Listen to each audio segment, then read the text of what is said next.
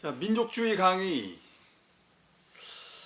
민족주의 강의를 하는데 우리가 그 민족주의를 지금 말이죠. 상당히 시대에 뒤떨어진 그런 낡은 개념으로 지금 이해들을 하고 있어요. 그리고 민족주의하면 그야말로 이제 고리타분한 유행을 지나간 그런 개념으로 지금 이해들을 하고 있는데 그건 큰 오산입니다. 대단히 큰 오산이에요. 한국 사람들이 어떤 이념이라든가 그 다음에 어떤 개념을 갖다가 받아들이려고 할 때 항상 보면은 급속하게 받아들였다가 급속하게 버려요. 그런 경향들이 상당히 강해요. 특히 근대에 접어 들어와 가지고 외부에서 들어온 그런 사상이라든가 그 다음에 개념, 주의 이런 것을 갖다가 빨리빨리 받아들이고 그 다음에 금방 버리는 이런 경향들이 좀 상당히 강한데 이건 좀 대단히 위험한 어떤 사상이라든가 이런 것을 갖다가 받아들이고 취사 선택을 하는 데 있어서도 대단히 좀 위험한 지금 좀 사고방식이라고 위험한 태도라고 저는 봅니다. 따라서 뭐에 비유하냐면은 이건 마치 말이죠. 지금 예를 들어 봅시다. 한번 예를 들면 한참 7, 80년대 소위 민족주의를 담은 통일운동이라든지 이런 것이 굉장히 그때 활발했어요. 젊은 층에서, 학생권에서. 그래서 그들을 갖다 운동권이라고 불렀습니다. 그런데 그 뒤에 90년대 오면서 소위 미국에서 포스트 모더니즘이라는 주의를 받아들이고 나서는 말이죠. 미국에서 받아들이고 나서는 그걸 이제 미국에서 공부한 학자들이 이제 그걸 주로 여기 한국의 지성 세계에 이제 퍼뜨렸어요. 한데 물론 포스트 모더니즘이라는 것은 미국에서 우리나라는 미국에서 받아들였지만 원래는 그게 프랑스에서 나온 겁니다. 60년대 초에 프랑스에서 이제 나온 건데 그것이 이제 뒤늦게 여기 소개가 되면서 그 다음에 현실 세계에서는 이제 공산주의가 무너지는 그런 대격변이 있었죠. 그런 것 때문에 그런 것들이 이제 겹쳐서 결국은 이제 민족주의 대담론이 갑자기 퇴색을 하는 갑자기 뒤로 물러앉는 그런 사태가 벌어집니다. 그런데 이건 대단히 잘못된 거고요. 마치 뭡니까? 목욕물을 아기를 갖다 목욕을 시키고 나서 말이죠. 목욕시킨 구정물을 갖다 버린다 그러면서 아기까지 거기 담아서 그냥 내버리는 이런 우를 범하는 거예요. 그렇게 쉽게 받아들이고 쉽게 내던지고 하는 이런 경박스러운 태도들. 심지어는 이 땅의 민족주의를 그렇게 부르짖었던 80년대 지식인들 또 문학인들 이런 사람들 보세요. 아니 그런 사람들이 어느샌가 말이죠. 전부 탈민족주의자로 변해 있습니다. 예를 들어서 우리가 잘 알고 있는 소설가 조정래 선생 같은 경우에 아니 그렇게 민족을 소재로 해서 소설을 쓰시던 분이 이제는 탈민족주의를 얘기를 하고 있습니다. 그뿐만 아닙니다. 소위 민족문학 작가 회의라든지 그 다음에 여러 하여튼 민족 그동안 민족을 표방했던 문학 단체들이 전부 민족이라는 용어를 빼버리고 지금 작가 회의냐 하여튼 그런 식으로 지금 나가고 있어요. 이건 참 뭐라고 그럴까요? 어떻게 자기네들이 민족이라는 단어를 갖다 규정을 했길래 도대체 이렇게 쉽게 이렇게 버리는지 쉽게 이렇게 폐기를 해버리는 건지 참 알다가도 모를 일입니다. 자, 그러면은 그 민족을 갖다가 지금 뭐 하나의 그 지나간 유행으로 생각하는 여러분들, 저는 그 대학생들로부터 90년대 후반, 그다음 2000년대에 들어서 이 민족을 아주 가볍게 여기고 우습게 여기는 그런 대학생들을 많이 만나봤어요.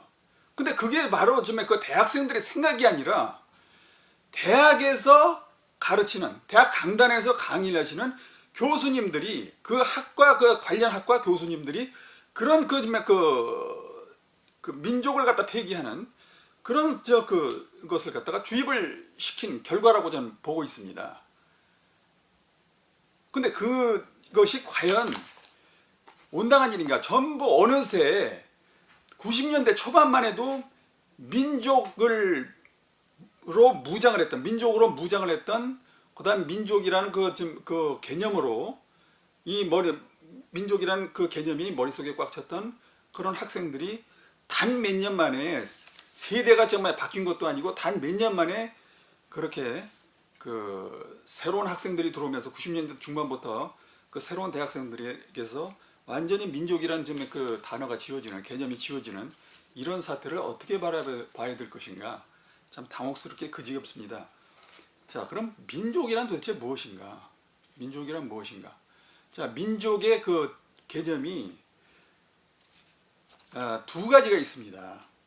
두 가지가 있어요. 그런데 이 두 가지가 전부 서양에서 온 개념입니다. 사실은 하나는 소위 낭만주의 이 사조에서 온, 그 독일의 그 낭만주의 사조에서 온 그런 점의 그 민족, 영속적인 민족 개념이고, 그 다음에 또 하나는 프랑스, 소위 그 다민족 국가들, 서양의 다민족 국가들에게서 나온 그 뭡니까, 근대적 의미의 그런 그 민족 개념인데요.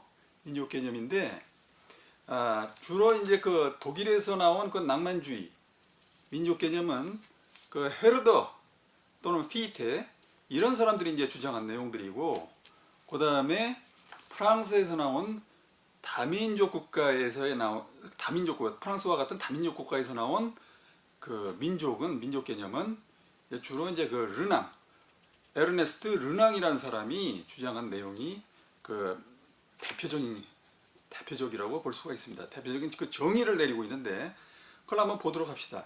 일단 민족이라는 것은 일정한 지역에서 장기간에 걸쳐 공동 생활을 함으로써 언어, 풍습, 종교, 정치, 경제 등 각종 문화 내용을 공유하고 집단 귀속 감정에 따라서 결합된 인간 집단의 최대 단위로서의 공동체를 말한다. 자, 그렇습니다. 예? 여기서 중요한 것은 일정한 지역에서 장기간에 걸쳐 공동 생활을 했다는 것이죠. 이러면서 이제 컬처의 그 정의가 바로 이거 아니겠습니까? 일정한 지역에서 장기간에 걸쳐 공동생활, 즉 경작생활로부터 출발하는 정착생활, 공동생활. 여기에서 이제 그 문화라는 것이 이제 나오는 것이거든요. 그 문화의 정의가 바로 그겁니다.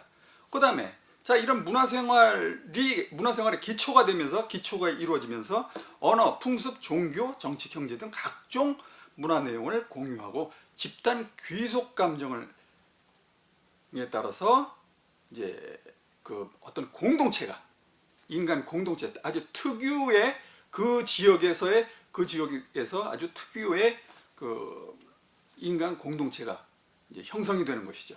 이것이 바로 그런 인간 공동체가 결국은 최고조로 발달하는 것이, 그런 인간 공동체가 최고조로 발전을 한 것이 바로 민족이죠. 예. 그래서 대체로 보면은 이런 민족은 혈연에 의해서 연결된 사람들이 동일한 역사 경험을 통해서 공동의 역사 인식을 갖고 언어를 통해서 문화를 공유하는 집단이다. 네. 즉 인종적, 언어적, 문화적 동질성을 전제로 하는 바로 이 후자의 개념이 바로 독일의 낭만주의에서 나오는 그 민족 개념입니다. 그런데 이 일정한 지역에서 장기간 걸쳐서 공동 생활을 하는 것, 그 다음에 언어, 풍습, 종교, 정치, 경제, 역사 이런 것을 갖다 공유하는 것은 같은데 서로 이질적인 사람들이 모여 있어요. 한 그 일정한 지역 내에 서로 다른 사람들, 그러니까 언어라든지 풍습이라든지 종교라든지 정치, 역사 이런 것이 서로 달랐던 사람들이 모여 있었는데 말이죠. 그 사람들이 하나의 공통된 역사를 갖기로 약속을 합니다. 그 다음에 하나의 공통된 언어를 갖기로 약속을 해요. 그 다음에 하나의 공통된 정치 체제를 갖기로 약속을 해요. 자, 이렇게 해서 함께 살고자 하는 의지로 모여든 그런 집합, 공동체, 이것을 이제 민족이라고 하는데, 이것이 바로 이제 인위적인 민족 개념이죠. 인위적인 민족 개념이죠. 이것이 바로 프랑스의 에르네스트 르낭이 주장하는 민족 개념입니다.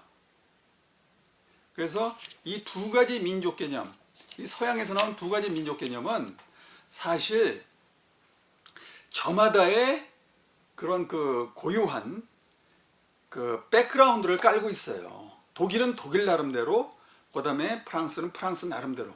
독일은 비교적 이제 그 혈연에 의해서 같은 동질성을 유지해온, 혈연과 언어를 통해서 같은 동질성을 유지해온 그런 그 집단, 인간 집단이 형성이 됐었고, 그 다음에 프랑스와 프랑스뿐만 아니라 이제 대부분의 유럽 국가들이 그런데, 그 유럽 국가들은 다민족으로서, 그러니까 여러 민족이 하나의 영토 안에, 옛날에 이제 왕조 체제였겠죠. 국민국가 이전에 이제 왕조 체제였을 텐데, 그 왕조 체제 안에서도 여러 이제 그 이질적인 인간 공동체들이 병립을 했던 겁니다. 거기 공존을 했었던 거죠.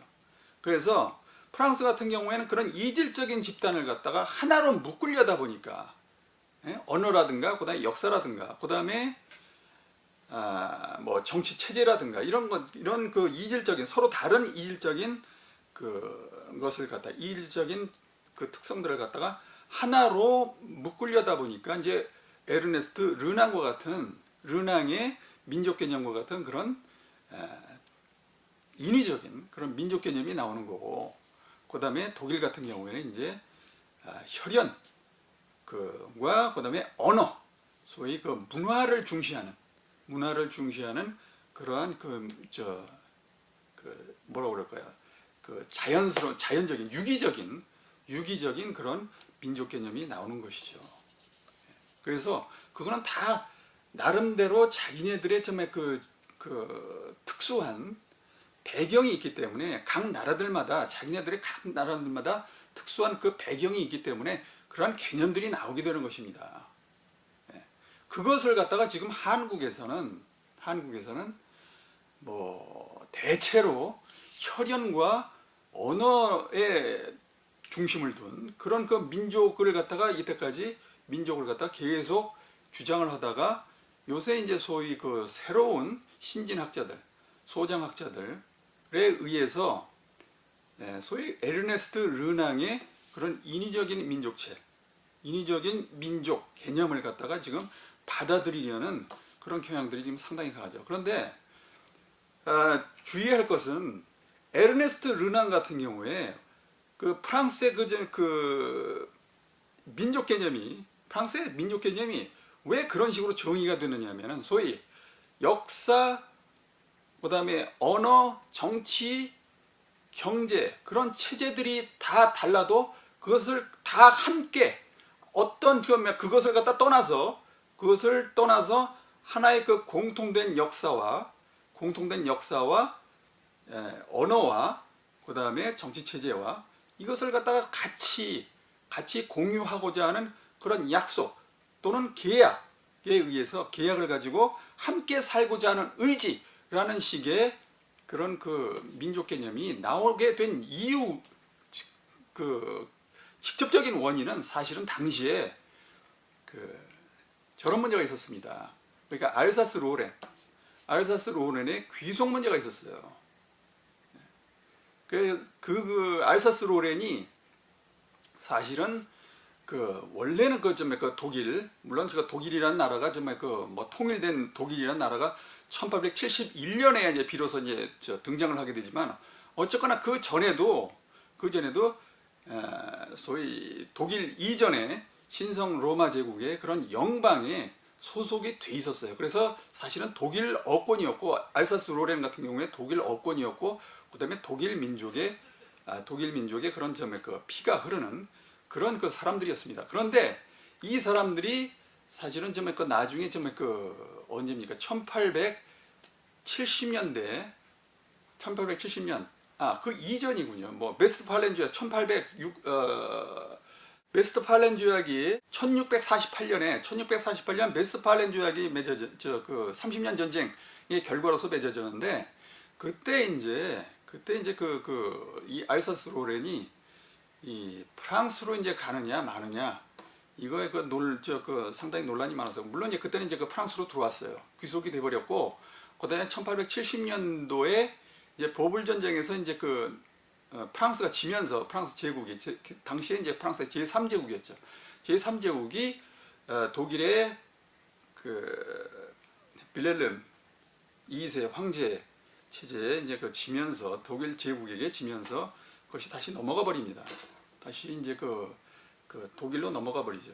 그다음에 1914년, 1918년 제1차 세계대전 종전 후에 이제 다시 넘어오게 되는데, 다시 이제 프랑스로 넘어오게 되는데, 그때 이제 왔다 갔다 하면서 당시에 주민들에게 의사를 물어본 거예요. 함께 살려는 의지로 해서 이 프랑스 쪽으로 올 것인가, 아니면 원래 독일의 유전자를 받은 사람들이니까 독일로 갈 것인가, 독일 국민으로 갈 것인가, 아니면 프랑스 국민으로 갈 것인가. 그런데 그 사람들이 프랑스를 갖다가 선택을 했어요. 그래서 이제 이런 민족, 에르네스트 르낭의 민족 개념이 사실은 여기서 좀 이제 설득력을 얻은 거죠. 예, 그렇게 된 겁니다. 자, 그런데 이것을 갖다가 지금 현재 한국에다가 그대로 지금 적용을 시키려고 합니다. 에르네스트 르낭의 민족 개념을 한국에다가 지금 그대로 여기에 적용을 시키려는 사람들이 요새 소위 소장학자들이에요. 그 다음에 탈민족주의를 갖다가 주장하는 사람들이고, 그 다음에 민족 개념을 갖다 혈연, 언어 중심에서 벗어나서 그런 어떤 함께 살고자 하는 의지에 방점을 둔 그런 민족 개념으로 나가려는 그런 경향들이 지금 소장학자들 사이에서 지금 많이 나타나고 있죠. 그래서 지금 그것을 받아들이려고 하는 입장이지만, 과연 이것이 한국의 민족 개념하고 서양의 민족 개념하고 또 같으냔 말이죠. 아까 저도 말씀드렸지만은, 조금 전에 말씀드렸지만, 프랑스라든가 독일의 민족 개념도 서로 다 자기 나름대로의 고유의 그런 전통적 특성의 배경을 깔고 있어요. 민족 개념이 나오게 된 것도. 그럼 한국도 마찬가지입니다. 독일과 또 프랑스와 우리가 똑같을 수가 없어요. 독일과 또 다르고 프랑스와도 달라요. 우리는 우리 나름대로 또 고유한 그런 어떤 배경이 있는 거예요. 근데 이것을 무시하고 지금 전적으로 지금 서양 것을 갖다가 지금 받아들이고자 하는 그런 경향들. 저는 그래서 과거에는 60년대, 70년대 이때만 해도 소위 미국의 것을 갖다가 전적으로 좀 우리 학자들이 또는 지식인들이 이 미국의 것을 갖다가, 미국의 문물을 갖다가 좀 전적으로 수용을 하려는 그런 태도들. 미국 사대주의죠, 사실은. 그런 경향들이 상당히 강했어요. 그 당시에 보수에 속한, 보수 진영에 속한 사람들이 그런 경향이 상당히 강했습니다. 그런데 요즘 이제 80년대, 90년대 요즘 들어서는 거기에 상대를 해서 유럽의 것을 갖다가 전적으로 이렇게 받아들이려는 그런 사람들이 지금 상당히 많이 지금 늘어나고 있어요. 그들을 갖다가 소위 또 진보라고 부릅니다. 미국의 사상에 젖어서 그들의 문물을 갖다 전적으로 수용을 했던 사람들은 보수. 또 그들의 반발을 해서 대체물로 유럽의 것을 갖다 받아들이는 이들을 갖다가 진보라고 좀 표현들을 대체로 하는 경향들이 있어요. 그런데 내가 보기엔 진보도 역시 유럽의 것을 받아들이는 진보도 사실은 사대주의 아닙니까? 진보 사대주의예요. 왜 도대체 우리의 것은 없느냐? 우리의 고유의 저 땅을 디디고, 예? 여기에 이 땅에 발을 디디고 나오는 그런 개념들은 없는가? 자, 한민족에게 있어서 즉 한국에 있어서 이 민족이라는 것은 프랑스어고, 그 다음에 독일어고, 미국의 그런 다민족 국가하고도 또 다릅니다. 여기는 이 동아시아 같은 경우에는, 크게 볼 때 동아시아 같은 경우에는 중국도 물론 그렇지만 일본, 그 다음에 한국 같은 경우에 뭐 남북한 합쳐서 한민족 전부 이 혈통적으로 아주 그 근사치에 가까운 그런 그 유전자형 형질을 가지고 있는 그런 그 민족들이에요. 일본 민족도 그렇고 여기 한민족도 그렇고 중국 민족, 물론 중국 민족은 약간 좀 거기는 워낙에 이제 영토가 넓고 그 다음에 그 이민족의 침략 역사가 좀 많았기 때문에 북방 민족들의 침략 역사도 많았고 그 다음에 청나라 때는 또 이제 그 정복 역사도 있었고 하기 때문에 거기는 약간 한국과 일본과는 다르다고 볼 수가 있지만 어쨌거나 한민족과 일본 민족 같은 경우에는 이 혈통상으로 보면 상당히 동질적인 요소들이 상당히 많아요. 예, 한국은 한국대로 동질적인 요소가 많고 그 다음에 일본은 일본대로 동질적인 요소가 많습니다. 그건 부인 못할 사실이에요. 그런데 이것을 가지고 지금 단일민족이냐 아니냐 가지고 또 논란을 벌이고 일방적으로 지금 단일민족이 아니다라는 쪽으로 지금 그렇게 몰고 가고 있습니다. 즉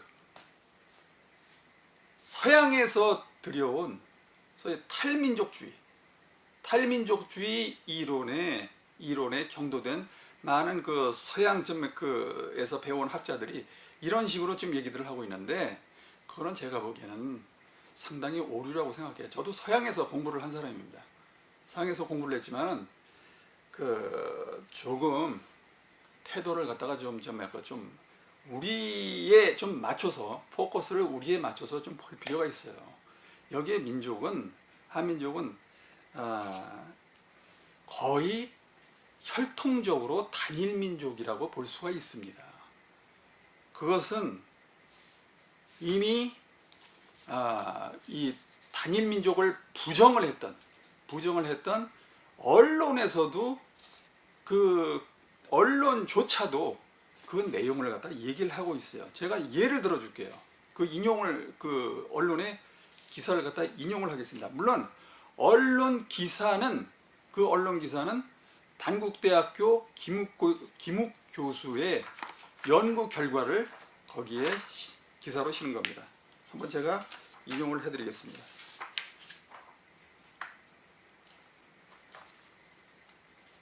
자, 한민족이 유전적으로 단일민족은 아니지만 두 종류, 북방계와 남방계만의 민족 집단으로 구성되어 있는 경우도 세계에서 매우 드물다. 1980년대 초에 프랑스에서 누가 진짜 프랑스인인가를 조사한 적이 있었다. 그 당시 정통 프랑스인은 부모와 조부모, 즉 3대가 모두 프랑스인인 경우를 의미했다. 그런데 호구조사는 전 유럽인들을 놀라게 했다. 프랑스 정부가 호구조사를 통해 프랑스인을 가린 결과 이 기준에 맞는 프랑스인들은 겨우 20%에도 미치지 못했기 때문이다. 이런 프랑스의 경우와 비교하면 단 두 갈래의 유전적 흐름만 갖고 있는 한민족은 세계에서도 드문 매우 집약적인 혈통을 갖고 있다고 할 수 있다. 네, 조선일보 2009년 1월 9일자 기사입니다. 다시 한번 말씀드리지만 이것은 조선일보가 독창적으로 내놓은 기사가 아니라 단국대학교 김욱 교수의 그 연구 결과를 여기에 실은 겁니다. 자, 여기도 지금 보듯이 남방계와 북방계 두 종류 유전 형질이 두 종류로만 돼 있다고 얘기했어요. 이 정도면 말이죠. 물론 이거와 또 다른 반론이 나올 수도 있겠죠. 다른 연구 결과가 나올 수도 있겠지만 어쨌거나 지금 생물 유전자적으로는 지금 다른 그 연구 결과는 지금 보도된 게 없습니다. 이거 외에는 다른 것이 지금 보도된 것이 없고요. 어쨌거나 이것을 갖다가 보더라도 거의 지금 단일민족이라고 우리가 볼 수가 있는 거예요. 이 정도면요. 두 가지 형질돼 있으니까 단일민족이 아니다? 그 단일민족이 아니다. 그런 그 결벽증은 말이죠. 그런 결벽증은 그건 피해야 될 거라고 봅니다. 이 정도면 말이죠. 이 정도면 이건 거의 단일민족에 거의 가까운 수준입니다. 세계에서도 아주 드문 예입니다. 여기서 지금 프랑스의 예를 들었지만 유전적 근사치가 20%에도 미치지 못해요. 이런 나라가 지금 지구상의 대부분입니다. 한데 지구상에 이렇게 단 2개의 유전 형질만으로 구성된 나라. 단일민족이라고 봐야죠. 그리고 이것이 언제 형성이 된 겁니까? 이런 유전 형질이 언제 형성이 된 거예요? 최근에 형성이 된 겁니까? 아니잖아요. 오래전이잖아요. 고대, BC, 기원전 뭐 한 1000년 이 정도에 이미 그런 식으로 그때부터 형성이 돼서 오늘날 이렇게 좀 고착화가 된 거거든요. 한 2000년에 걸쳐서 고착화가 된 것이거든요. 그럼 이건 거의 단일 민족화, 그다음에 단일 형질화가 됐다고 볼 수가 있어요. 왜 그러냐면은 여러분들이 지금 그 다른 나라 예들을 갖다가 제대로 지금 몰라서 한 얘기인데, 여기 지금 프랑스의 예도 나와 있지만은 지구상의 거의 모든 나라들이 많은 이동을 합니다. 종족별로 또는 부족별로 서로 이동을 해요. 무엇 때문에 이동을 합니까? 생각을 해보세요. 옛날 고대에 정말 그 이동을 하는 이유가 뭐겠어요? 오늘날처럼 무슨 커뮤니케이션이라든지, 그 다음에 교통이 발달을 해가지고 뭐 자기가 가고 싶은 대로 이렇게 그냥 마음대로 이렇게 좀 달리고, 그 다음에 어디 연락하고 순식간에 연락을 해서 어디 가서 좀 살고 싶다고 해서 딱 좀 거기 정착하고, 그런 게 아니죠. 과거에는 그런 그 수단이 부재했기 때문에 그야말로 자기 본능대로 움직인 거예요. 자, 그 이동 이유가 뭐겠습니까? 일단은 먹을 것을 찾아서예요. 본능이죠. 먹을 것을 찾아서. 그 다음에 주변에서 강자가 침입을 해올 경우에, 아니면 강자가 약자를 침탈을 해서 침입을 해 들어가는 경우, 자, 이런 경우에 이동이 일어납니다. 특히 서양 같은 경우에, 서양이라면 이제 그 유럽, 그 다음에 유럽 같은 경우에는 어떠한 일들이 있었느냐면은, 과거에 이제 그 문명의 발상지를 갖다가 우리는 최초의 문명 발상지를 갖다가 소위 중동의 메소포타미아 지역이라고 얘기를 합니다. 그 메소포타미아 지역에서 나타났던 강대국 중에 하나가 이제 아시리아예요. 아시리아 같은 경우에는 그 그 지역을 갖다 정복을 해서, 이웃 왕조라든지 그 다음에 이웃점의 그 부족체라든지 이런 것들을 갖다가 정복을 해가지고 어떤 정책을 쓰느냐면은 소위 divide and rule, 분할해서 통치하는 그런 정책을 씁니다.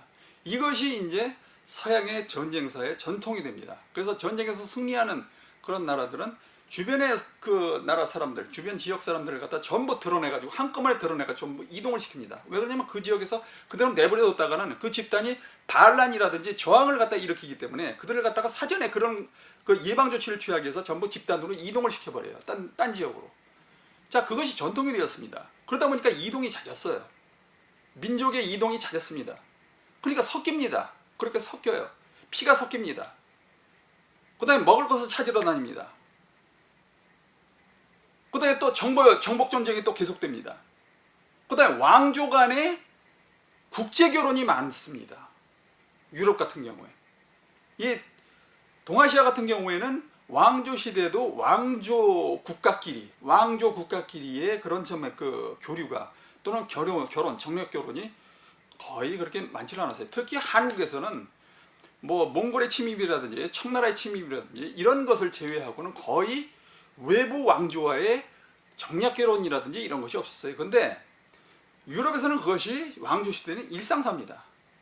스페인 왕조가 잉글랜드 왕조하고 결혼을 하고, 그 다음에 독일 당시에 그 신성 로마 제국의 뭐 하노버 왕가하고 또 여기 저 어디입니까?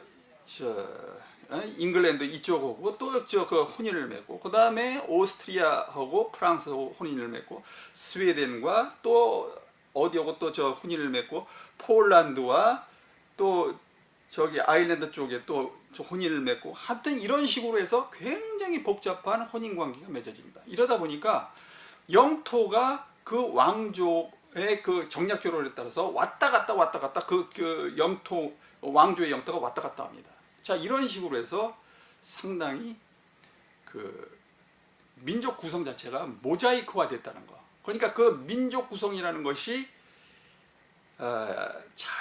인위적으로 어느 날 갑자기 그렇게 좀 약간 복잡해진 것이 아니라, 다민족 구성이 어느 날 갑자기 뭐 5개년 계획을 세워서 그렇게 갑자기 그렇게 좀 복잡해진 것이 아니라, 오랜 기간 동안 수백 년에 걸쳐서 그런 일들이 누적이 된 결과 지층, 켜켜이 쌓인 지층이 그렇게 된 겁니다.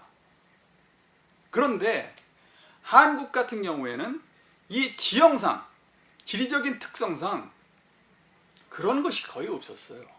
과거에 이동을 해왔을지는 모르지만, 오래전에 고대 시대에, 고대에 한민족의 북방이라든가 남방에서 이제 그 이동을 했을 겁니다. 따뜻한 쪽을 찾아서 또는 먹을 것을 찾아서 이동을 했을 거예요. 그다음에 빙하기면은 그 물이 빠진 쪽을 따라서, 눈이 녹는 쪽, 얼음이 녹는 쪽을 따라서 이동을 했을 거예요. 그렇게 해서 한반도에 들어왔습니다. 한반도에 들어왔는데 더 이상 거기서 나가는 사람은 별로 없어요.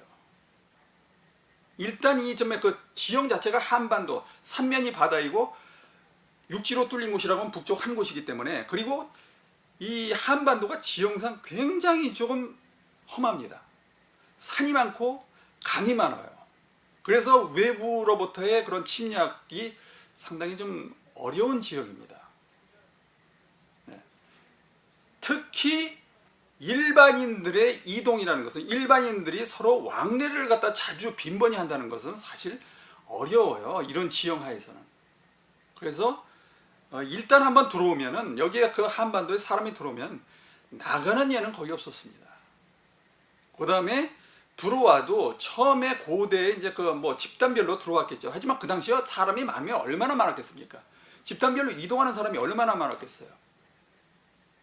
자동차를 타고 오는 것도 아니고, 기차를 타고 오는 것도 아니고, 비행기를 타고 오는 것도 아닌데, 걸어서 조금씩 먹을 것을 찾아서 정착을 하는 가운데, 이쪽 정착하고 저쪽 정착하고 조금씩 이동을 하는 가운데서 들어오는데, 수백 년에 걸쳐서 들어오는데 뭐 얼마나 많은 사람들이 한꺼번에 들어왔겠어요. 따라서 여기에 일단 한반도에 정착을 한 사람들은 거의 처음에는 서로 다른 방향에서, 북방, 남방에서 이렇게 들어왔을지는 모르지만, 들어오면서 그것이 수백 년 같은 생활, 공동체를 갖다 이루면서, 소위 아까 내가 처음 얘기했던 그 민족의 그 정의, 일정한 지역에 장기간에 걸쳐서 공동생활을 함으로써 언어, 풍습, 종교, 정치, 경제 등 각종 문화 내용을 공유하고 집단 귀속 감정이 생겨버린 거예요. 그리고 혈연, 언어도 거의 같아져 버리고요. 같이 거기서 좀 그 생활을 하면서 서로 이제 같이 결혼을 하고 거기서 아이를 낳고 하면서 거의 동질화가 된 거죠. 혈연적으로도. 따라서 한민족은 혈연적으로도 사실은 하나의 단일 민족이라고 할 수 있습니다. 그럼 많은 사람들이 여기에 대해서 이런 소위 단일 민족을 부정하는 사람들이 반론을 제기하는 게 이렇습니다. 참 유치하게 그지없어요. 너무 조야합니다. 뭐 그럼 거란족이 들어온 건 뭐냐? 몽골이 들어온 건 뭐냐? 일본이 침입한 건 뭐냐? 그거는 말이죠. 그거는 일시적이었죠. 꾸준히 그렇게 들어왔습니까? 그리고 많은 사람들이 한꺼번에 그렇게 들어왔습니까? 이미 그 사람들은요, 여기 들어와서 난 녹아버렸어요.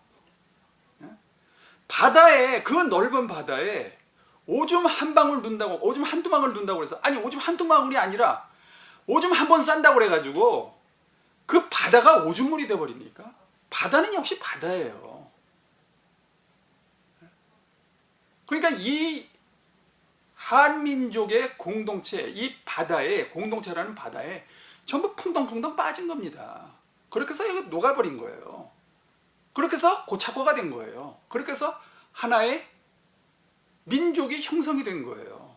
그래서 여기서 민족은, 한국에서의 민족은, 물론 이게 한자로도 있지만 백성민자에 결의족자로 되어 있습니다. 이 결의족자라는 것은 뭐냐? 결의라는 것은 하나의 혈통으로 이어진 사람들이에요. 그러니까 이 결의라는 것이 순수한 우리말인데 그 결의라는 말을 쓰는 걸 보세요. 한결의. 그것 자체가 벌써 우리가 굉장히 혈연적으로, 언어적으로 동질성을 확보하고 있다는 그런 반증 아니겠습니까? 반면에 유럽 나라들 보세요. 민족, 네이션이라고 얘기합니다. 그 네이션을 갖다가 민족이라고 번역을 하는데 이거는 지금 내가 보기에는 그건 정확한 번역이 아니라고 봐요. 네이션은, 유럽에서 부르는 네이션은 우리가 민족으로 번역을 할 것이 아니라 그것은 국민으로 번역을 해야 됩니다. 그러니까 여러 이질적인 그 인간 집단들, 아까도 말씀드렸지만 여러 이질적인 인간 집단들이 모여서 하나로 살기로, 하나의 공동체를 이루고 살기로 약속을 한 거예요. 그렇게 해서 만들어진 집합체입니다. 그것은 엄밀하게 말해서 우리 시구의 개념의 민족이 아니에요. 그건 국민이죠. 자, 그리고 또 한 가지, 한국인들이 같은 민족이라는 것을 하나의 그 혈연 공동체, 언어 공동체, 혈연과 언어의 그 동질성을 가진 그런 그 공동체라는 것을 갖다 입증하는 것이 또 하나 있습니다. 뭐냐면은, 자, 1945년도 해방 직후에 굉장한 혼란이 일어났습니다. 물론 식민지에서 탈피를 해서 독립을 하는 나라들, 전 세계 소위 제3세계 국가들, 과거에 이제 어딥니까? 영국, 프랑스, 그 다음에 러시아, 뭐 이런 나라들로부터 독립을 하는 그런 그 신생국들, 식민지로부터 이제 그 독립을 하는 신생국들은 뭐 거의 100%다 혼란이 일어납니다. 100% 혼란이 일어나요. 사회적으로 갈등이 일어나고, 계급적으로 갈등이 일어나고, 엄청난 정치적으로 충돌이 일어나고, 그렇게 해서 내전으로 번지고 하는 그런 일들이 일어납니다. 그런데 그 지구상의 많은 그 신생국들, 제3세계 신생국들이 그런 그 혼란과 그런 격변이 일어나는 사이 동안에 물론 한국도 일제로부터 벗어났을 때 그런 혼란이 일어났어요. 하지만 그들과 다른 게 있었습니다. 다른 그 제3세계 국가들과 막 이제 식민지에서 벗어나는 그런 제3세계 국가들과 우리는, 한국은 다른 점이 있었어요. 뭐냐? 대체로 이 신생국들, 다른 신생국들은 그 갈등의 내용, 그다음에 충돌, 그다음에 내전으로 비유하는 그 원인이 뭐냐 하면은 민족 간 갈등입니다. 서로 다른 민족 간 갈등이에요. 그다음에 종교 간 갈등입니다. 식민지 내에서 같은 식민으로 살았지만은, 같은 식민지의 사람으로 살았지만은 그 안에는 그 식민지, 만약에 예를 들어서 영국의 식민지로 인도, 그 다음에 스리랑카가 있었습니다. 물론 그 당시엔 스리랑카라는 것이 아니라 인도라는 그저 하나의 그 식민지였죠. 자, 거기에는 많은 민족이 있고 많은 종교가 있어요. 그런데 식민지 시절에는 그 식민지 종주국들이 꽉 눌러서 억압을 하기 때문에 그것이 겉으로 터지지 않습니다. 그런데 독립을 하자마자 그 잠재해 있던, 억눌렸던 그런 민족 간 갈등, 종교 간 갈등이 겉으로 드러나기 시작합니다. 터집니다. 활화산같이 터집니다. 그것은 거의 모든 세계, 제3세계 국가들이 다 그런 양상을 띱니다. 반면에 한국은 참 독특하게도 그 그런 게 없었습니다. 여러분 생각해 보십시오. 중고등학교 시절에 역사 시간에 배운 1945년도 해방공간 한번 생각을 해보세요. 뭐 역사 시간에 안 배웠더라도 해방공간에 관한 책을 보신 분들 한번 생각을 해보세요. 종교 간 갈등이 있었습니까? 그 다음에 민족 간 갈등이 있었습니까? 당시에? 물론 싸웠어요. 혼란스러웠습니다. 그렇죠? 무엇 때문에 혼란스러웠습니까? 우리는 당시에 소위 공산주의와 자본주의 이념 때문에 혼란스러웠습니다. 민족과 종교 때문에 서로 싸운 게 아니에요. 오히려 민족과 종교에 대해서는, 특히 민족에 대해서는 서로 같이 합세하자고, 남북한이 서로 합세하자고, 같이 좀 뭉치자고, 하나로 뭉치자고, 그런 그 결의를 갖다 다졌고, 그다음에 그런 구호들이 앞섰습니다. 다른 신생국에서는 도저히 상상을 할 수 없는 현상이에요, 이것은요. 이거는 식민지 종주국이었던 프랑스나 영국에서도 상상을 할 수 없는 일입니다. 아주 독특한 일이에요. 지구상에서 이렇게 독특한 일이 일어난 유일한 국가가 한국입니다. 그걸 아셔야 돼요. 만약에 우리가 서로 다른 단일 민족이 아닌 다민족 국가로 전 세계 다른 그 식민지를 당했던 나라들처럼 그런 다민족 국가로 우리가 역사적으로 이렇게 왔더라면은 아마 똑같은 일이 일어났을 거예요. 다른 신생국들과 똑같은 일이 일어났을 거예요. 하지만 한국은 달랐습니다. 우리는 민족 문제로 싸우질 않았어요. 민족 문제로 분열을 하지 않았습니다. 오히려 민족 문제로 단결을 외쳤습니다. 이것만큼 단일민족이라는, 한국민, 한민족이 단일민족이라는 증거가 어디 있겠습니까? 이런 단적인 증거가 어디 있겠어요? 그런데 이것을 갖다가 지금 소위 다민족주의자들, 다문화주의자들, 이것을 갖다가 지금 억지로 지금 부정을 하고 있습니다. 그것도 자기들 일방적으로 지금 부정을 하고 있습니다. 자기네들이 지금 소위 기득권층에 있다 보니까, 그들이 기득권층에 있다 보니까 언론이라든지 정치권이라든지 그 다음에 시민단체라든지 하여튼 돈이 되는 그런 단체들, 그런 그 세력들이 서로 뭉쳐서 똘똘 뭉쳐서 지금 무슨 이유인지 이 민족이라는 개념을 갖다가 소위 한민족이라는 개념을 지금 분쇄를 하기 위해서, 해체를 하기 위해서 지금 거의 조야한 수준의, 아주 유치한 수준의 지금 증거를 갖다 들이대고 그다음에 주장을 하면서 그들의 얘기를 하고 있는 겁니다.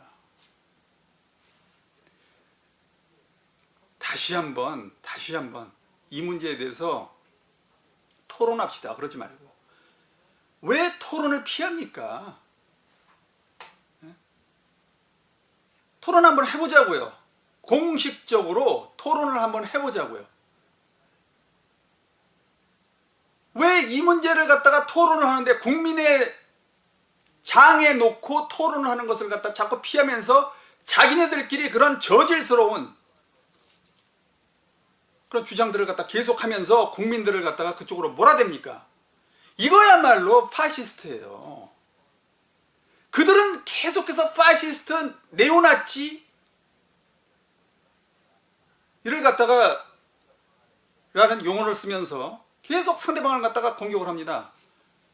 그렇지만 파시스트, 네오나치라는 개념이 고정된 개념이 아니에요. 그런 행위를 하게 되면 그건 파시스트인 겁니다. 내용은 어땠건 간에 그 방법론에 있어서 말이죠. 지금 민족을 부정하는 세력들, 한민족이 단일민족이 아니라고 부정하는 세력들이 지금 어떤 방법을 쓰고 있어요? 일방적이잖아요. 선동을 하잖아요. 언론에 일방적으로, 그다음에 정치권에서 일방적으로, 일부 학자들이 일방적으로 그 다음에 시민단체를 동원해서 일방적으로 국민에게 일방적으로 지금 주입을 시키지 않습니까? 이게 바로 파시스트 수법이에요. 왜 그들이 좋아하는 민주주의 토론 방식은 꺼립니까? 다시 한번 생각해 보시기 바랍니다. 한민족은 단일 민족이 맞습니다. 그걸 애써 부정하려고 하지 마세요. 그렇다면은 단일 민족을 부정을 하면서 오는 그 후폭풍 결과, 그 무지무지한 결과, 여러분 어떻게 감당을 하려고 합니까? 이거는 단지 그 문화적인 차원이 아니에요. 어떤 사회적인 차원에서 하는 얘기가 아닙니다. 한민족과 이 국가가 존속을 하려면은 이 민족을 갖다 버려서는, 이 민족이라는 개념, 그 다음에 민족주의를 버려서는 안 된다는 것을 갖다 명심을 해야 돼요. 만약에 이 민족 개념을 버렸다가는 여러분들 소위 포스트 모더니즘, 그 다음에 해체주의, 이들이 서양에서 들여온 이런 정말 그 이론들을 가지고 마구 여기 한국에다가 그냥 마구 정말 그 짜집기를 하고 꿰어 맞춰가지고 하는 이런 주장들에 넘어가면은 여기 한민족, 그 다음에 한국이라는 국가 존속을 보장할 수 있습니까? 나는 보장한다고 확신을 못하겠어요. 왜? 이건 정치적인 문제예요. 정치적인 문제를 지금 소위 종교가들이 지금 떠들고 있고, 그 다음에 일반 시민단체들이 이것을 갖다 떠들고 있고, 그 다음에 사회사업가들이 떠들고 있고, 인문학자들이 이걸 떠들고 있고, 정치학자라는 사람들이 입을 다물고 있습니다. 이건 정치적인 문제예요. 대단히 지금 복잡하고 어떻게 보면 아주 위기에 대처해야 될 아주 중대한 정치적인 문제입니다. 만약에 이 나라가 단일 민족을 계속 부정을 하고 민족 자체를 부정을 하고 민족 해체를 자꾸 주장하려고 해서 결국 다민족 국가가 되면은 10년, 20년 후에 어떤 일이 벌어질까요? 결국은 나라 안에 갈등이 싹트게 됩니다. 서로 다른 민족이 이제 공존을 하면서, 그 공존이라는 말을 갖다가 상당히 좋아하는데, 뭐 틀림과 다름, 공존, 다양성, 뭐 이런 얘기들을 좀 서슴없이 하면서 상당히 이런 그 단어들을 좀 미워하고 좋아합니다. 한국 사람들이 요새. 하지만 그 이전에 정치적으로 만약에 국가가 여러 민족이 공존을, 한 국가 안에 여러 민족이 공존을 하면서 갈등이 일어나고 분열이 일어나면 진짜 골치 아파집니다. 과거 이념 대결은 아무것도 아니에요. 경상도, 전라도 지역주의는 아무것도 아니에요. 완전히 마탱이가 가게 됩니다. 그야말로 싸우다가 안 되면 서로 각각 독립하겠다고 나서는 그런 민족들이 나타날 수도 있어요. 그런 일이 지금 세계 곳곳에서 일어나고 있습니다. 그런 일들이 일어납니다. 그거 어떻게 감당하려고 합니까? 이 민족과 이 종교 갈등, 분쟁만큼 비극적인 일이 없어요. 여러분들은 그 단적인 예로 유고슬라비아가 깨질 때 1990년대 소위 당시에 오랫동안 1945년 2차 세계대전 이후에 크로아티아, 그 유고 연방의 한 개 연방국이었던 크로아티아의 반 히틀러, 반나치 전선에서 용감히 싸웠던 당시 크로아티아의 영웅 티토가 2차 대전 끝나고 나서 그 발칸반도에 있는 유고 6개 나라, 6개 연방국과 코소보라는 자치주를 갖다가 하나로 통합해서 연방을 만들었어요. 그게 그 1인의 통치, 1인의 독재로 해서 티토라는 사람의 1인의 통치, 1인의 독재에 의해서 1980년대 말까지 갔습니다. 그 사람 죽을 때까지. 자, 티토가 죽자 어떻게 됐습니까? 홀 좋던 사회주의 연방은 온데간데 없이 그야말로 본능만이 남았습니다. 민족 간의 민족으로 찢어지는 거예요. 종교로 찢어지는 거예요. 평화롭게 그 6개 연방이 평화롭게 갈라지는 것이 아니라 서로 엄청난 인종청소, 살육을 통해서 그렇게 해서 각각 찢어져 버립니다.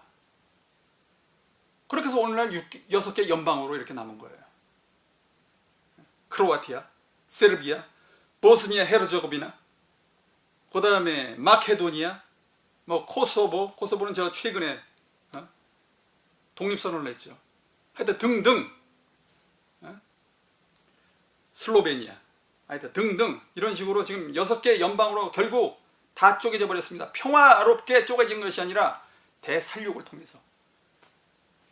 그러한 이해가 유고슬라비아를 갖다가 단적인 예로 들었지만 다른 나라에서도 지금 일어났고, 다른 나라에서 일어났고 지금도 일어나고 있어요.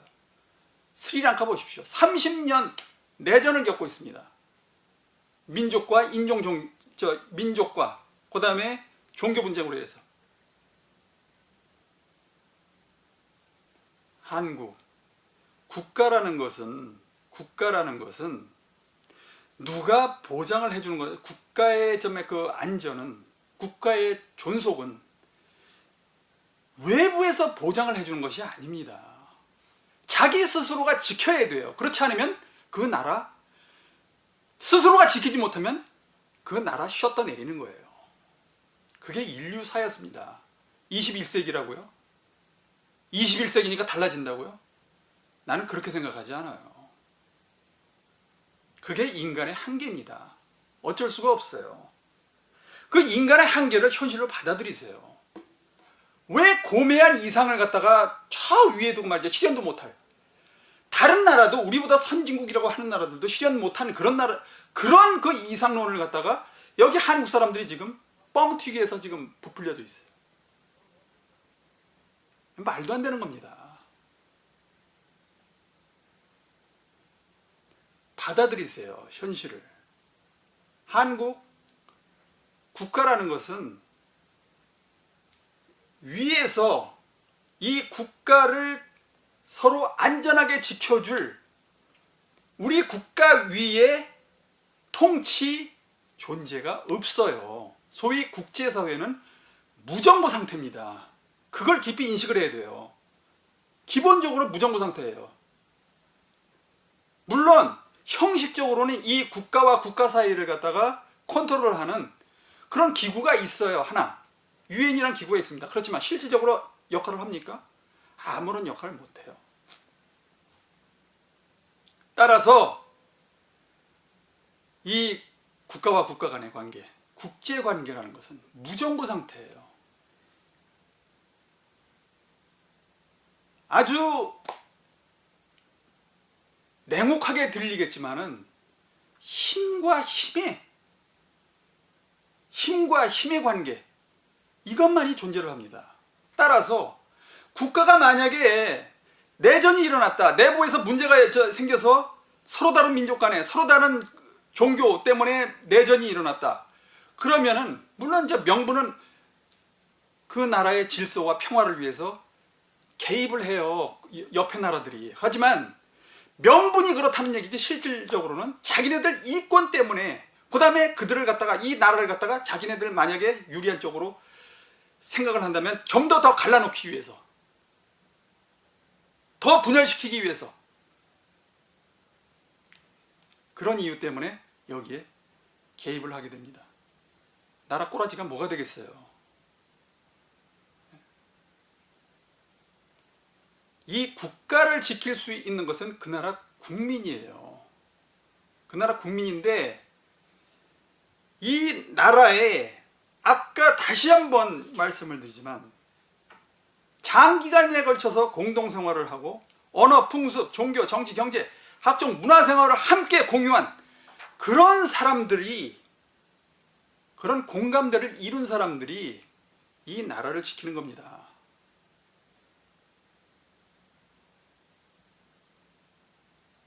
내가 얼마 전에 텔레비전에서 백두산 답사를 하는 그 대학생들을 그 TV에서 본 적이 있는데, 한국 대학생들. 그 중국을 통해서 이제 그 백두산에 올라갔어요. 겨울이더라고요. 겨울에 그 백두산을 딱 이렇게 해서 올라가는데 정상에 딱 올라가서 여학생이 그 백두산 천지를 보더니 그냥 우는 거예요. 그래서 기자가 묻습니다. 아, 왜 우냐고. 그랬더니 모르겠대요. 그냥 눈물이 나온대요.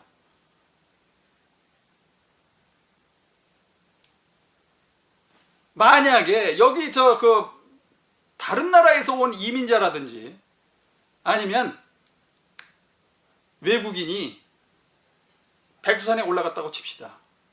그런 감흥이 생기겠습니까? 만약에 우리나라 사람이 뭐 중국에서 아주 유서가 깊은, 중국의 그 중국 민족이 아주 유서가 깊은 어느 고장에 갔다고 그래요. 하지만 우리 한국 사람이 거기 간다고 그래서 그런 감흥이 일어나겠습니까? 중국인과 같은? 그게 바로 정체성이에요. 따라서 이 정치적으로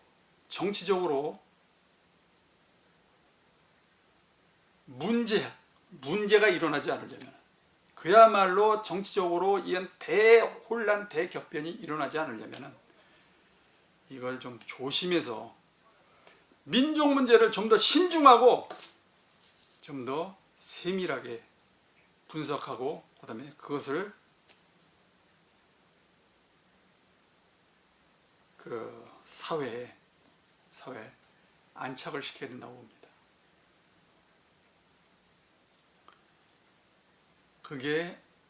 그게 내가 보기에는 우리가 지금 해야 될 일이에요. 그리고 이렇게 분단 상태로 계속 나라가 가다가는 결국은 이 분단 상태로 가는 남북한 모두 지쳐서 주변국에게 어느 순간에, 아까도 말했지 않습니까? 이 국가라는 것은 영속적으로 그대로 우리가 1948년에 대한민국이라는 간판을 걸었다고 해서 지구가 멸망할 때까지 이 대한민국이라는 간판으로 간다는 보장은 없어요. 힘에 의해서 결정되는 것이 바로 이 국제세계이기 때문에, 국제관계이기 때문에 언제 어느새 간판 내릴지 모르는 거예요. 근데 만약에 남북한이 이렇게 갈라져 가지고 이대로 간다고 해서 남과 북이 영원히 이런 상태로 대한민국, 그 다음에 위에는 조선민주주의 인민공화국, 이대로 지구가 멸망할 때까지 간다고 보장합니까? 내가 보기에는 둘 다 이렇게 대결하다가 지쳐가지고요, 결국은 어느 순간에 어느 시기에 주변의 그 정세가 변동을 해서 잘못하면 주변 국들에게 다시 개입의 빌미를 주고 결국 망해버리는 그런 일이 올지도 모릅니다. 과거 고대 이스라엘이 그 꼴이 났어요. 고대 이스라엘이 남북으로 갈려서 결국은 주변국에게 다 망해버렸습니다. 조금 생각을 좀 합시다. 깊이 좀 생각을 합시다. 그리고 민족의 장래에 대해서 좀 더 신중하고 차분히 좀 생각을 합시다. 자, 아까도 말씀드렸지만은 그 유럽에서의 그 민족이라는 것은 우리의 민족과 좀 다르다고 그랬어요. 유럽의 네이션과 그것을 번역한 사람들이 일본 사람들이죠. 대체로 이제 그 근대 개념의 모든 용어, 인문과학이라든지 자연과학, 그다음에 사회과학 그 용어들을 갖다 서양에서 쓰고 있던 그런 그 용어들을 전부 번역을 한 것이 일본이죠. 예. 뭐 그렇다 치고요. 그거는요. 하여튼 그 네이션이라는 그 단어를 민족이라는 단어로 번역을 했는데, 자, 네이션은 민족, 우리가 생각하는, 한국인이 생각하는 그런 민족이 아니라는 게 또 어디서 드러나느냐면은, 프랑스 같은 경우에 다민족 국가입니다. 물론 뭐 유럽 대부분이 다민족 국가이죠. 유럽에서 뭐 그 단일 민족이라고 부를 수 있는 나라는 이제 그 폴란드가 있습니다. 폴란드가 비교적 이제 단일성을 유지를 하고 있고요. 독일이 이제 그 단일성을 유지하고 있었는데, 최근에 이제 2차 대전 이후에 뭐 이민들 많이 받아들이고 해서 요즘은 좀 많이 좀 약화가 됐죠. 근데 이 유럽에서 그 다민족 구성, 민족 구성이 가장 복잡한 나라가 복잡한 나라 1등이 스페인이에요. 굉장히 복잡합니다. 그 다음에 두 번째가 프랑스입니다. 프랑스 같은 경우에는 그 하나의 그 민족으로 되기가 어려운 게 뭐냐면은 1870년대 이전까지 하나의 언어를 쓰지를 않았습니다.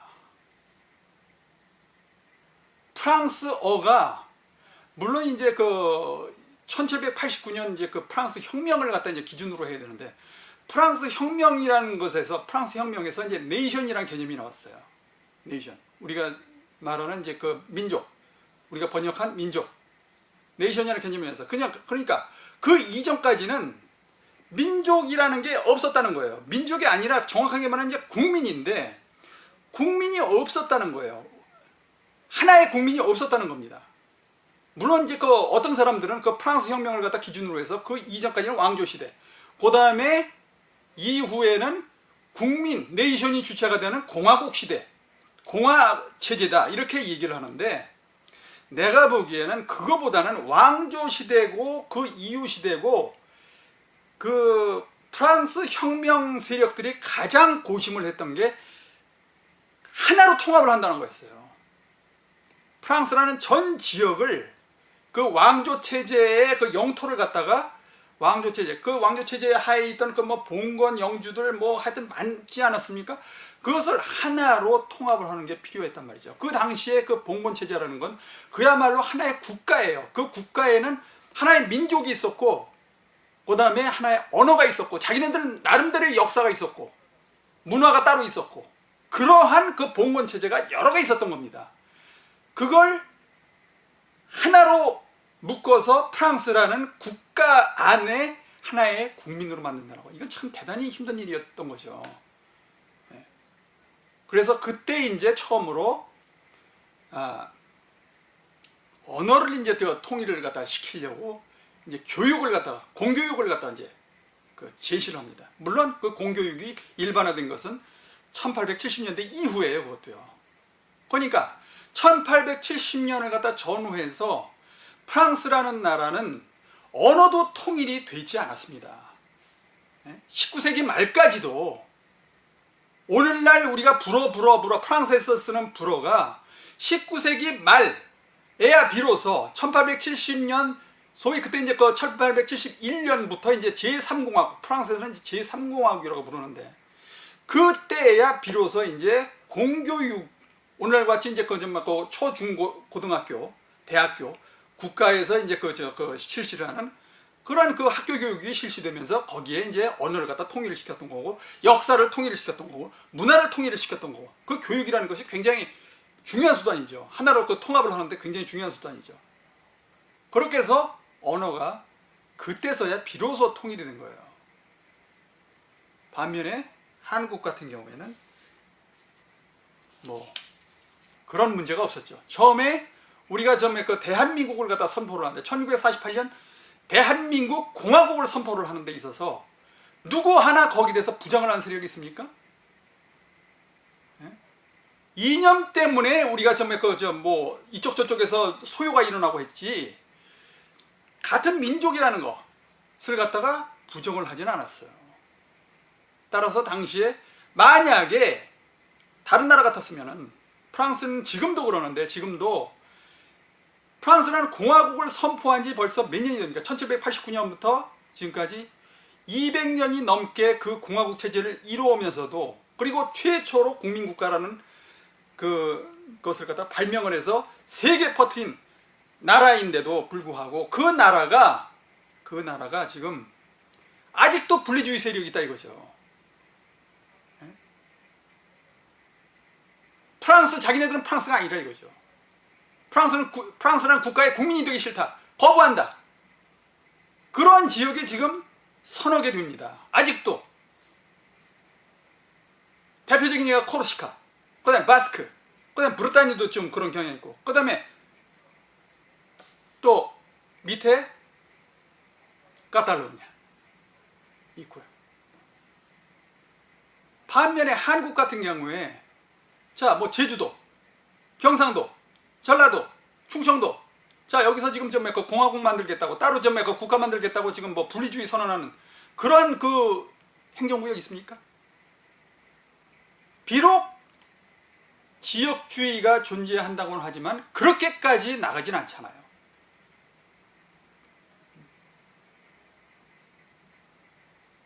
해방 공간에서도 역시 그런 일은 없었어요.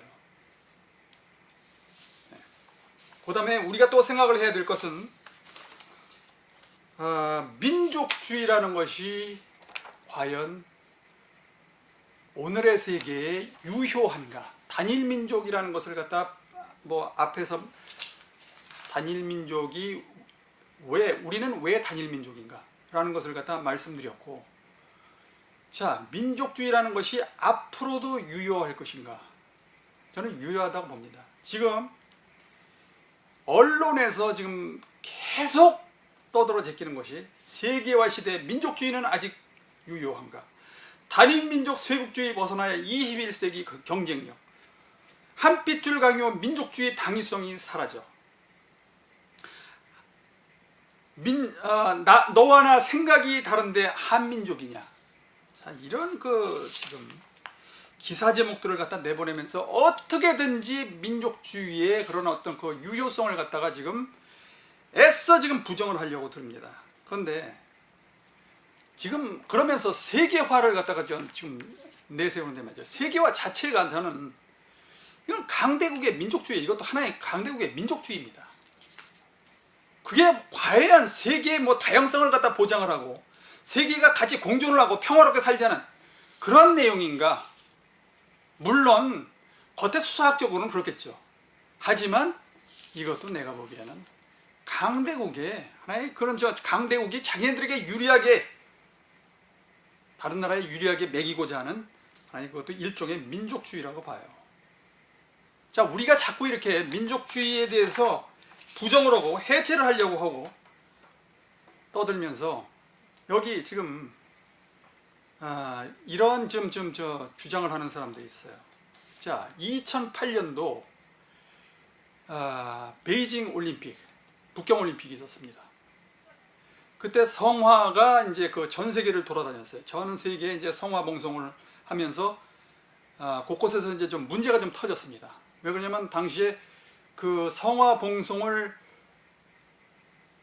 이용을 해서 티벳 사람들이, 티벳 민족들이 독립을 하려는 기회로 활용을 하려고 했어요.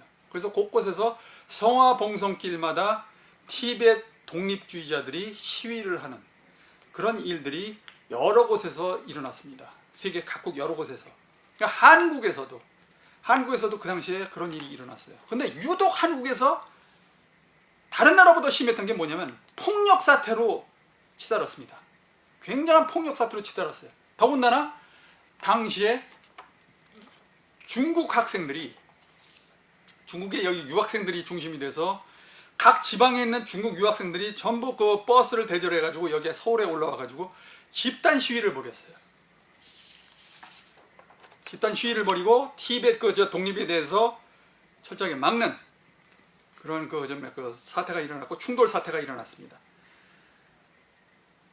그때 각 언론들이, 우리 한국의 언론들이 어떤 논조를 보이느냐면 중국 빗나간 민족주의 광풍, 지식인들 공개 비판.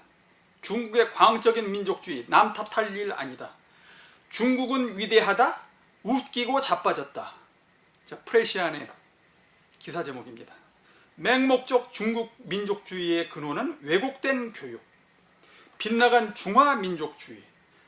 자, 이러한 그 기사들이 언론을 통해서 쏟아져 나왔어요. 중국을 갖다 맹 비난하는 그런 기사들이 쏟아져 나왔습니다.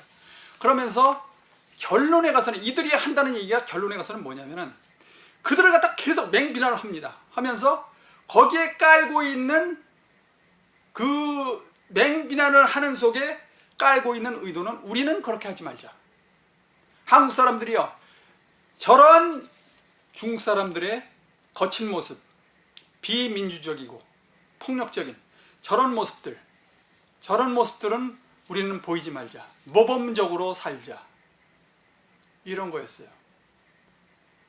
이거는 말이죠, 제가 보기에는 이건 각도를 빗나가도 한참 빗나간 겁니다. 물론 중국인들을 비난하고 우리가 모범적으로 그들 행태를 갖다가 따르지 않는다는 거, 뭐 그건 뭐 당연한 얘기겠죠. 하지만 중국인들을 갖다가 이 언론에서 비난한다고 해서 그들이 꼼짝을 합니까? 중국에서 이 저 언론 보도를 보고 꼼짝이나 하느냐고요. 중국인들 보고 중국은 위대하다, 웃기고 자빠졌다 하는 비아냥조의 이런 기사 제목으로 해서 기사를 갖다 실는다고 해서 그들이 꼼짝이나 합니까? 나는 이건 정말 착각도 너무 큰 착각이라고 보는 거예요. 정작 이런 얘기를 하고 싶으면 가서 하세요. 중국에 가서 하세요. 만약 일본 사람들이 그런다면 일본에 가서 하세요. 그래야지 들을 거 아닙니까? 영향력이 있는 그쪽 언론이라든지 그쪽 당국에 가서 얘기를 하세요. 아니면 그쪽 사람들 붙잡고 얘기하세요. 왜? 맞아서 정말 어디 얻어 터질까봐 무섭습니까? 그건 자신 없어요? 여기서만 떠드는 거예요? 골방 안에서? 그냥 외치는 거예요? 그런다고 그들이 듣습니까? 나는 이거는 말이죠, 이거는 한마디로 냉소도 자기 스스로 뭐라고 그럴까요? 자기 합리화식 냉소입니다. 남들은 들어주지도 않는 그런 자기 합리화식 냉소예요. 자, 아편전쟁 후에 중국이 대혼란 시기가 있었습니다. 100년 동안을 대혼란으로.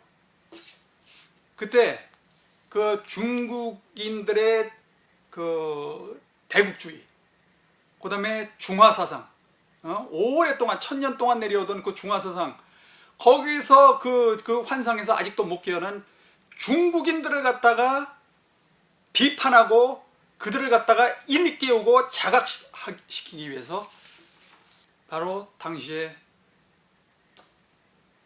그 문호, 중국의 문호 루신이 아큐정전이라는 소설을 썼어요. 거기에 보면 정신승리법이라는 아주 해괴한 그런 내용들이 나옵니다. 아주 정말 루신다운 아주 기발한 그런 그 내용들이, 그런 개념이 나오는데, 그 정신승리법이 뭡니까? 그 주인공 아큐가 힘은 없으면서 어디 가서 날마다 얻어 터져요. 동네 깡패들한테 얻어 터지고 양아치들한테 얻어 터지고, 그러면서 자기는 항상 강하다는 거예요. 나는 늘 강하다. 저놈들은 못났다. 나는 강하다. 저놈들은 나를 갖다 때리지만 저 못난 놈들, 야만성에 근거한 놈들, 위대한 나를 갖다 쳐? 그래, 쳐봐. 자, 이러다가 결국은 나중에 자기가 그 정신적으로 위대하다 그런 식으로 외치다가 나중에 결국은 맞아 죽습니다. 그 당시에 중국의 상황을 갖다가 빗대서 냉소적으로, 다른 한편으로는 쓰러져가는 중국을 자각시키기 위해서 그런 소설을 써서 그 소설을 쓴 겁니다. 지금 한국이 내가 보기엔 그 꼴이에요. 이 안에서만 남들은 들어주지도 않는데, 주변에선 들어주지도 않는데 지 혼자만 잘났다는 거예요. 그러면서 결국은 중국, 아까 베이징 올림픽 성화봉송에서의 그 난리, 중국인들의 그 광적인 그런 모습들, 그게 바로 이제 중국의 민족주의에서, 중국의 광적 민족주의에서 그것이 배태됐다 이거죠. 따라서 이런 민족주의는 나쁜 거니까 우리는 그걸 갖다 답습하지 말아야 된다. 민족주의는 이런 식으로 나쁜 거다. 우리는 답습하지 말자. 이런 겁니다. 그들이 주장하는 것은.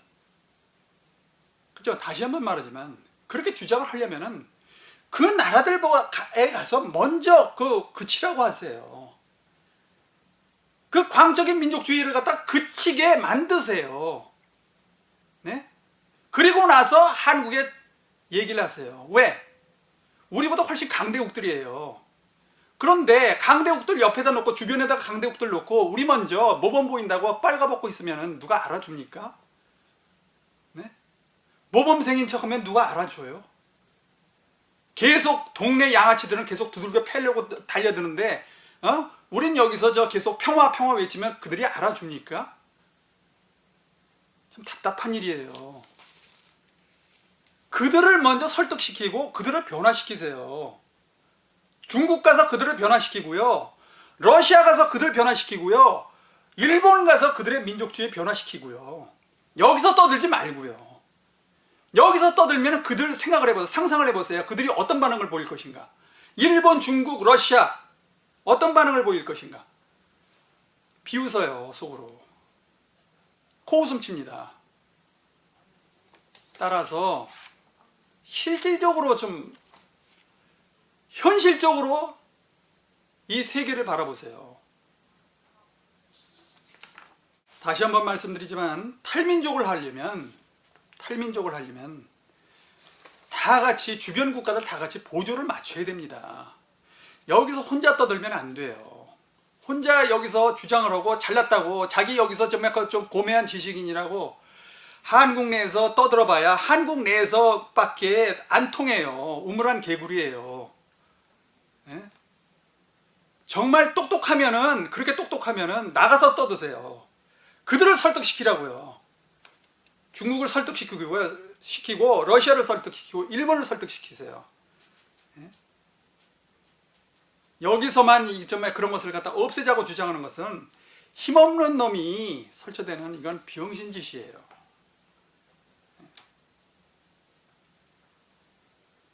그 중국이 사실 이러한 강경한 그런 과도한 과잉된 오버하는 민족주의를 보이는 것 자체가 뭐겠습니까? 이게 바로 다민족 국가의 어떤 그 약점을 드러내는, 그것을 갖다가 될 수 있으면 덮어버리려고 하는 그런 그런 몸짓 아니겠습니까? 따라서 다민족 국가라는 것이 이렇게 힘든 거예요. 그렇게 하나의 통합을 갖다가 유지를 하기 위해서 하나의 국가 체제로 유지를 하기 위해서 상대방이 떨어져 나가려고 그러면 그대로 내버려 두지 않고 무자비하게 탄압하는 저런 모습까지 보이는 게 그게 바로 다민족입니다. 다민족 국가예요. 지금 중국이 보여주는 그런 민족주의는 어떻게 보면은 바로 다민족 국가가 걸을 수밖에 없는, 다민족 국가가 행할 수밖에 없는 그런 그 모습을 보여주는 역설적인 모습을 보여주는 거예요. 지금요. 다시 한번 말하지만은 여기 맞는 놈을 갖다가 약한 사람들에게 비폭력을 강조하고 꾸짖지 마세요. 동네 깡패들을 설득을 시키세요. 맞는 놈에게 꾸지람을 하면 어떡합니까? 맞는 사람들에게, 동네 깡패에게 맞는 약한 사람들에게 너는 이렇게 해서는 안 돼. 너는 봤지? 동네 깡패들 저렇게 하니까 너는 그렇게 하면 안 돼. 그러면 안 되죠. 그렇게 하면요. 동네 깡패들을 먼저 물리쳐야 될 거 아니에요. 그들을 설득시켜서 돌려야 될 거 아니에요. 예? 사고 체계를 바꿔줘야 될 거 아니에요. 그래서 내가 보기에는 이건 바로 한국 지식인들의 이게 바로 식민근성이에요. 식민근성. 소위 서양에서 배워온 그 이론을 가지고 여기 현실에 맞지 않게 자기네들 나름대로의 그런 어떤 그 논리체계를 갖추려다 보니까 그러한 삐뚤어진 그런 사고방식들이 나오는 거예요. 여기에 이 땅에 발을 디디지 못하다 보니까 그런 일들이 일어나는 거예요. 자, 마지막으로 이 김구 선생이 한 말이 있어요. 김구 선생이 이 민족에 대해서 한 얘기가 있습니다. 자, 내가 한번 읽어볼게요. 김구 선생의 그 유명한 백범일지에 나오는 나의 소원, 거기에 이런 구절이 있어요.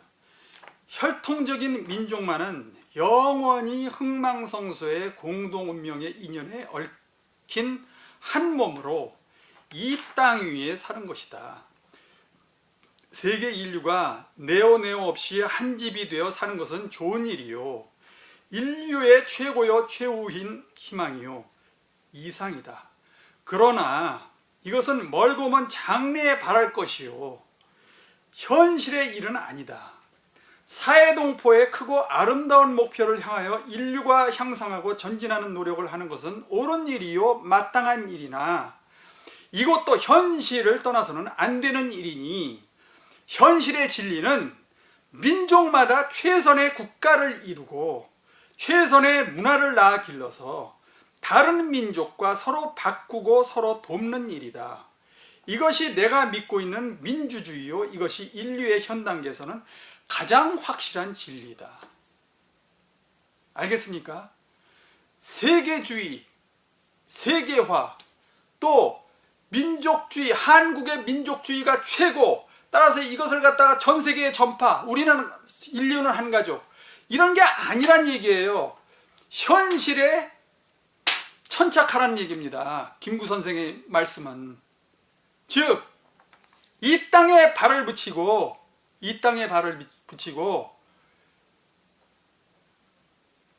세계를 바라봐라 는 그런 말이 여기 김구 선생의 말에도 같이 통하는 거예요. 그래서 이런 그 문제에 대해서 또한 잘못하다가 이제 탈민족주의라든가 탈국가주의, 세계화, 개인주의 실현에 대한 주장은 자칫 잘못하면 세계 자본주의 체제와 결탁한 세력들에 의해서 무장 해제당하는 그러한 결과를 초래할 수도 있어요. 좀 나이브한, 순진한 그런 발상에서, 우물한 개구리식의 그런 발상에서 좀 벗어나서 현실을 바라보고, 그 다음에 세계가 지금 어떤 식으로 움직이는지, 세계 속에서 한국은 어떤 위치에 놓여야 되는지를 정확하게 아는 것이 바로 세계화예요.